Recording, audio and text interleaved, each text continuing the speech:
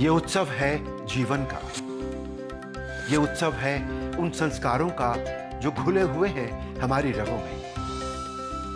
ये उत्सव है उस संस्कृति का जिसमें राम राज्य की परिकल्पना है। जीवन के वो मूल्य जो मर्यादा पुरुषोत्तम भगवान राम इस समाज को देकर गए।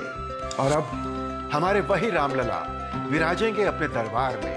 नगर सजेंगे, नगरवासी स्वागत गीत गाएंगे, दीप जलाएंगे।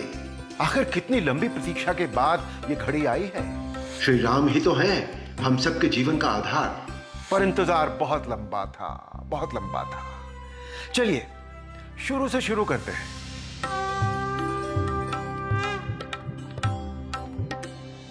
श्री राम की महान गाथा जो हम सबके हृदय में बसती है। सदियों से हमारी पीढ़ियां सबसे पहले हमें वही सुनाती हैं जिससे सुनकर हम बड़े होते हैं। हमारे आराध्य, हमारे भगवान।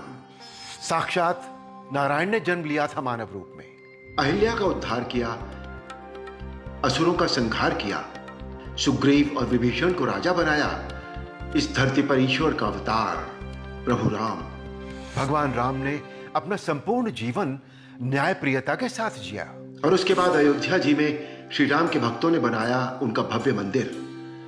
समय बीतने के साथ कई सभ्यताएं आई गई, लेकिन प्रभु राम का मंदिर हमेशा उसी स्थान पर रहा। पर अचानक भारत भूमि के इस ऐतिहासिक गौरव पर आक्रमणकारियों ने हमला कर दिया और देश में जहां तहां सब मंदिर तोड़ने लगे। उनकी बुरी नजर अयोध्या पर भी पड़ी और हमारे आराध्य श्री राम का मंदिर खंड खंड कर दिया। उसके बाद कई साल और सदियां गुजर गए। राम भक्त अपनी आंखों में उम्मीद की आस लगाए प्रतीक्षा कर रहे थे कि कब उनके राम जी का मंदिर फिर से बनेगा। सन 1859 में इसे लेकर फिर से विवाद हुआ तो अंग्रेजी हुकूमत ने भी पक्षपात किया और राम भक्तों को पूजा के लिए मंदिर के बाहर का स्थान दिया। फिर सन 1949 में भगवान राम के इस पवित्र स्थान को सरकार ने विवादित बताकर लगा दिया ताला। और फिर 1 फरवरी 1986 के दिन फैजाबाद के डिस्ट्रिक्ट मजिस्ट्रेट के.एम. पांडे ने आदेश जारी करते हुए राम भक्तों के लिए मंदिर फिर से खुलवा दिया। कहते हैं इस फैसले के बाद मजिस्ट्रेट साहब को बहुत मुश्किलों का सामना करना पड़ा। और फिर 1987 में आया धारावाहिक रामायण। राम भक्त जो अपने प्रभु का भव्य मंदिर बना हुआ देखना चाहते थे, धारावाहिक रामायण ने उनकी बेचैनी को और बढ़ा दिया। उसके बाद 1989 में विश्व हिंदू परिषद ने औपचारिक तरीके से मंदिर का शिलान्यास करके मंदिर से सटी जमीन पर राम मंदिर के लिए मुहिम शुरू कर दी, जिससे यह विवाद फिर से गहरा गया। राम जन्मभूमि के लिए आंदोलन शुरू हो गया। बड़े बड़े दिग्गज इस आंदोलन की अगुवाई कर रहे थे। और उसी समय श्री लाल कृष्ण आडवाणी ने गुजरात के सोमनाथ से उत्तर प्रदेश के अयोध्या तक रथ यात्रा की शुरुआत की। उसके बाद विश्व हिंदू परिषद के महासचिव श्री अशोक सिंघल ने उसी समय राम जन्मभूमि न्यास का गठन किया। राम जन्मभूमि आंदोलन के प्रमुख महंत रामचंद्र दास परमहंस न्यास के अध्यक्ष बने और महंत नृत्य गोपाल दास को उसका उपाध्यक्ष बनाया गया।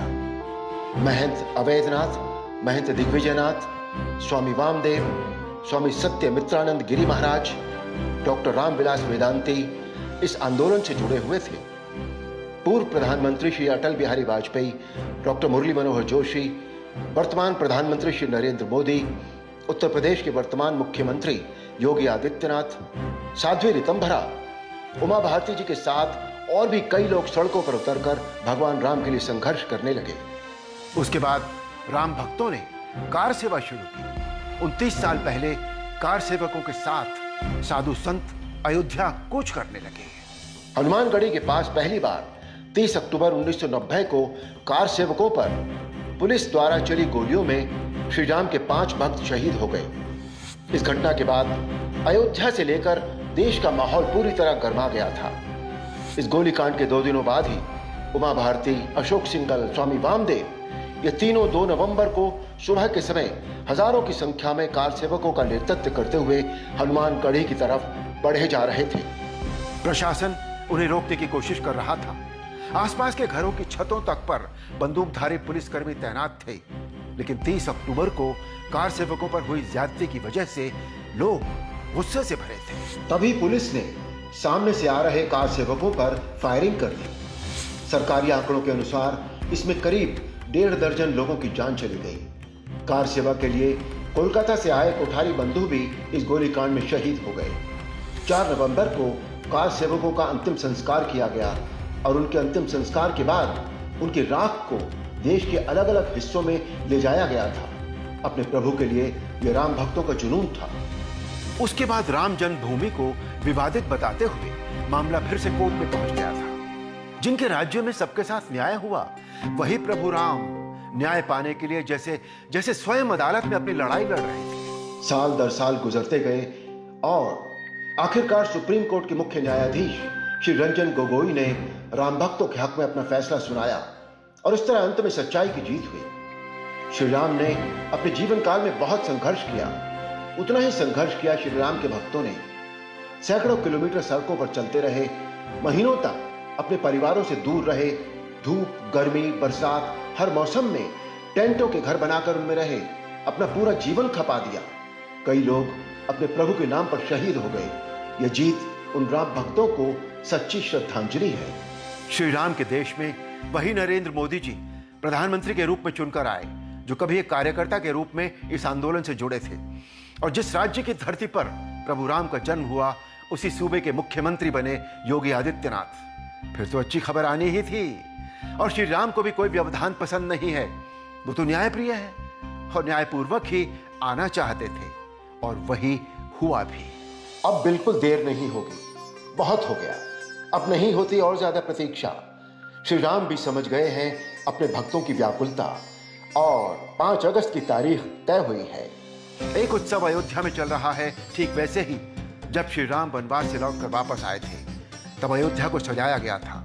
नगर सज रहा है, अयोध्या ऐसा बन रहा है जैसे आज ही बना हो यह शहर। बिल्कुल नया, अद्भुत। लोग अपने प्रभु का स्वागत करने को तैयार हैं। शिलान्यास होगा, रामलला भी देखेंगे और अपनी आंखों के सामने बनवाएंगे अपना मंदिर, जो उनके भक्तों के लिए होगा दुनिया में विशाल, अद्भुत, अलौकिक, अकल्पनीय और भव्य श्री राम मंदिर। तो आइए हम सब मिलकर उत्सव मनाते हैं, दीप जलाते हैं।